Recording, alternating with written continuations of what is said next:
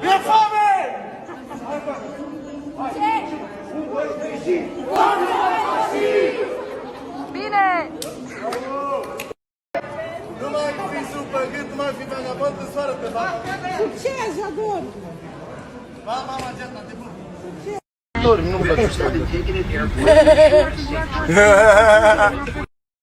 Gata, ne-am îmbarcat. Cine credeți că stă lângă mine?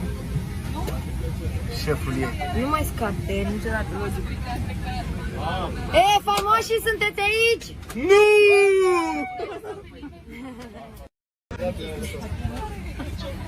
De-abia aștept să dorm, să-mi pun dopul de urechi, să nu mai aud pe nimeni. Nu o să doarmă, vă zic. Hai, ne vedem la televizor. Țineți-ne cu mine.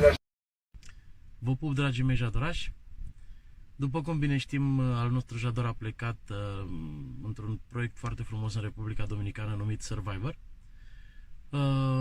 Eu sunt unchiul lui și începând de astăzi eu mă voi ocupa de contul lui de Instagram și de TikTok.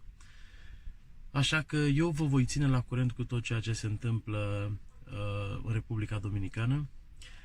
Voi primi tot felul de știri, de imagini, de